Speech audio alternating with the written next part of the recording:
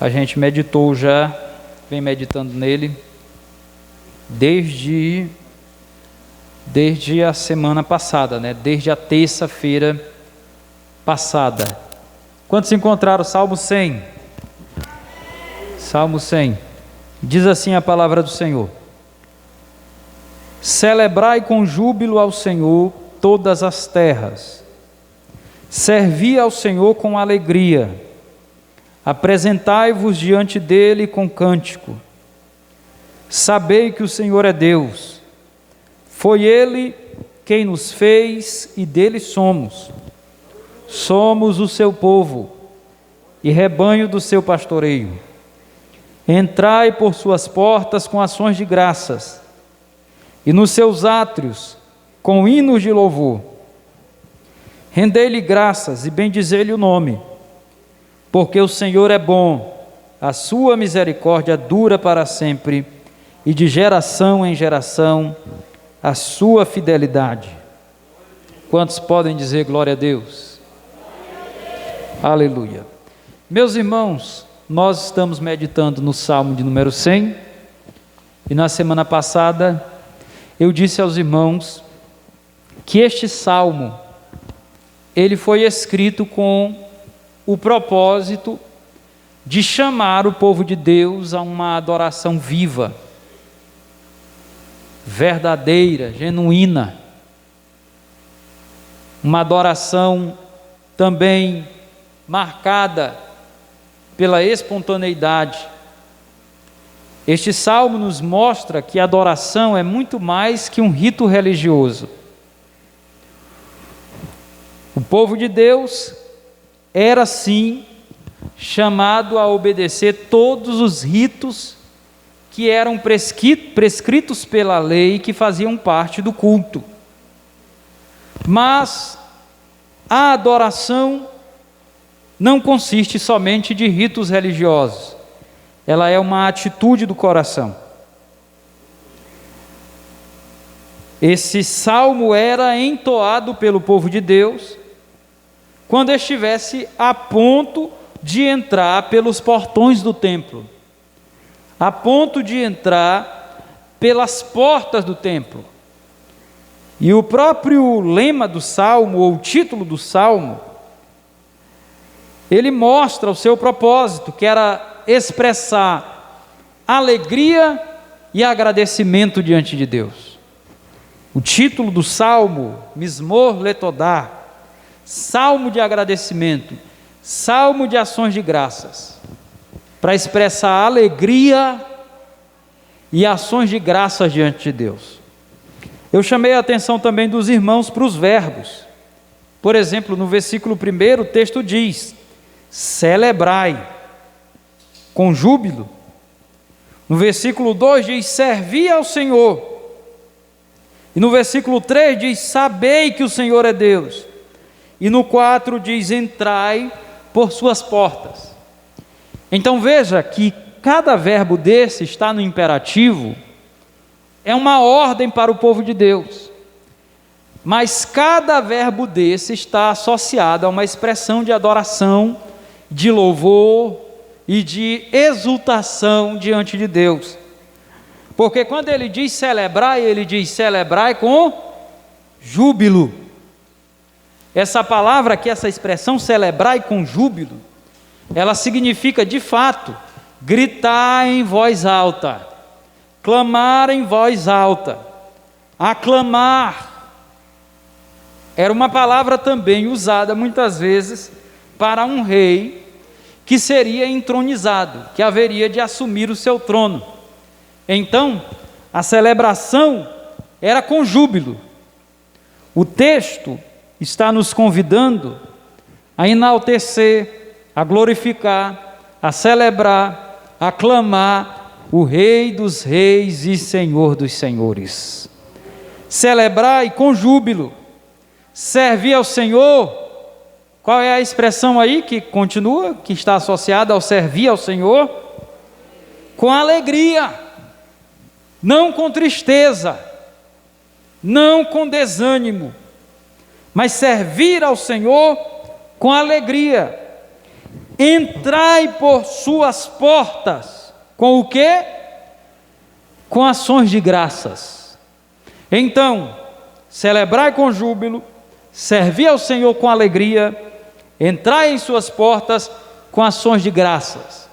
Logo, meus irmãos, ninguém entra na presença de Deus sem nada.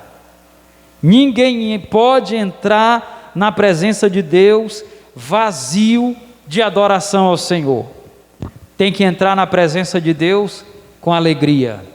Tem que entrar na presença de Deus com júbilo. Tem que entrar na presença de Deus com ações de graças. Louvado seja o nome do Deus eterno. Louvado seja o nome do eterno Deus. Então nós falamos os versículos 1 e 2. E hoje nós vamos dar continuidade e falarmos aqui, provavelmente do 3 até o 5. Então, o que diz o versículo 3 aí? Sabei que o Senhor é Deus. Sabei que o Senhor é Deus. Aleluia, foi Ele quem nos fez e dele somos. Então, meus queridos e amados irmãos, é interessante porque esse verbo aí, sabei, repita comigo, sabei. Este verbo sabei, que está no imperativo plural, ele significa experimentai, conhecei, compreendei. Ou seja, quando o texto diz, sabei que o Senhor é Deus, foi Ele quem nos fez, e dele somos o seu povo, e rebanho do seu pastoreio, o que o texto está dizendo é o seguinte: só pode adorar verdadeiramente a Deus quem sabe quem Ele é. Só pode celebrar verdadeiramente a Deus quem sabe quem Ele é. Agora a questão é a seguinte: mas até mesmo os ímpios podem ter um conhecimento de Deus. Eles podem saber e podem concordar com o fato de que Deus criou os céus e a terra, de que Deus existe. Mas quando o texto bíblico diz, sabei que o Senhor é Deus, quando o texto bíblico usa essa expressão, esse sabeis aqui, o verbo iadá, ele quer dizer o seguinte: não é simplesmente saber porque alguém te disse, não é simplesmente saber porque você viu alguém falar, não é simplesmente saber porque você tem uma informação, mas é conhecer e experimentar. Então, só pode louvar a Deus de verdade quem o conhece. Só pode adorar a Deus de verdade quem o conhece.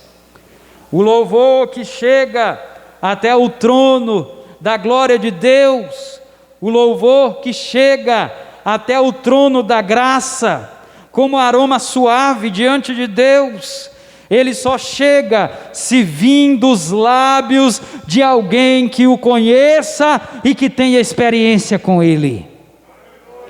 Por isso o texto está dizendo, experimentai, conhecei quem é o Senhor, sabei que esse Senhor que vocês servem, Ele é Deus.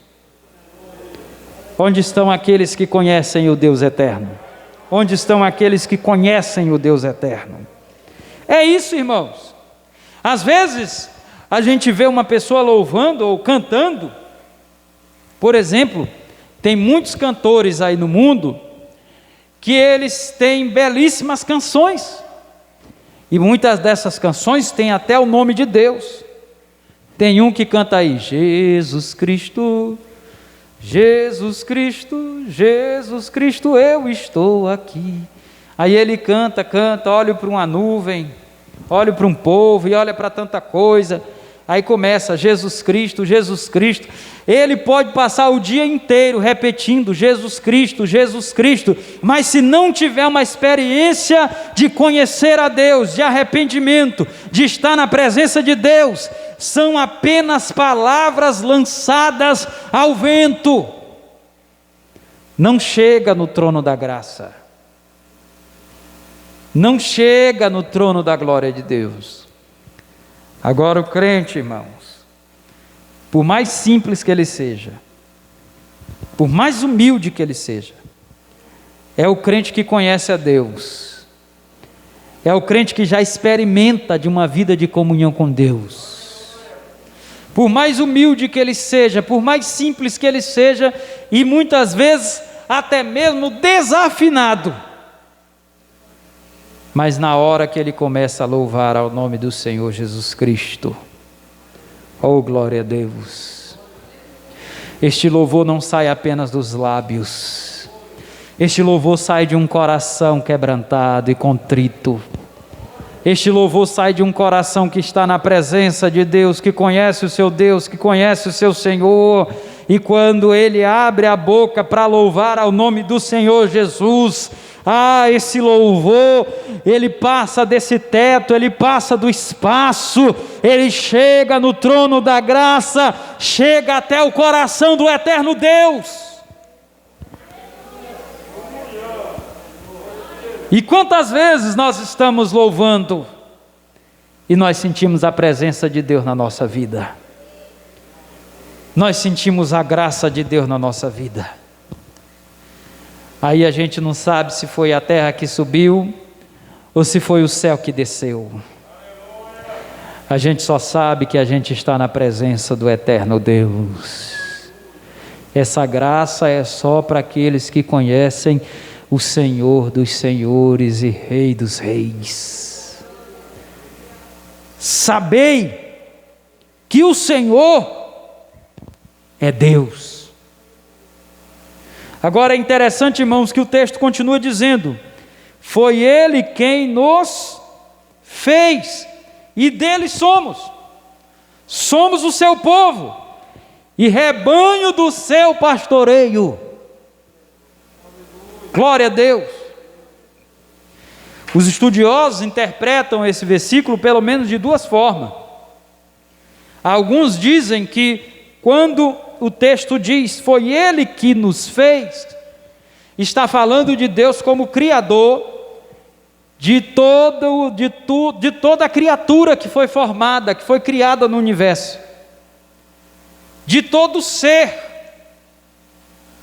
E a Bíblia diz que todo ser que respira, louve ao Senhor. Ele é o Criador de todas as coisas.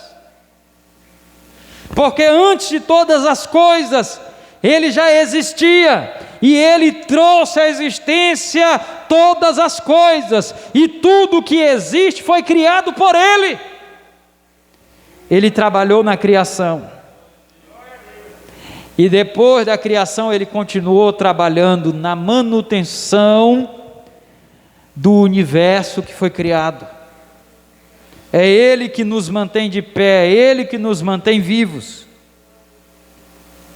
Agora outros estudiosos vão dizer o seguinte, que esse versículo está relacionado ao povo de Israel de maneira bem específica.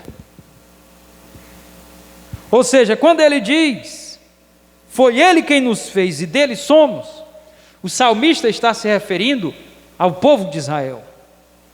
Nós somos o seu povo, somos ovelhas do seu pastoreio. É uma alusão, é uma referência ao fato de Deus ter escolhido Israel como seu único e verdadeiro povo. É o fato de Deus ter eleito Israel. O que o salmista está dizendo é: nós temos essa graça da parte dele, porque Ele, por sua graça e misericórdia, nos fez seu povo. E Deus falou com Israel, com o povo de Israel, dizendo da seguinte forma: eu serei o seu Deus e tu serás o meu povo. Então significa que Deus queria ser único para Israel, e queria que Israel fosse o seu único povo, propriedade sua. Israel não deveria dividir a sua adoração com nenhum outro Deus. Israel não deveria dividir o seu coração com nenhum outro Deus. Israel não deveria dividir o seu louvor com nenhum outro Deus. Os louvores de Israel, a adoração de Israel, o coração do povo de Israel deveriam ser apenas, exclusivamente para o Deus eterno, Criador de todas as coisas.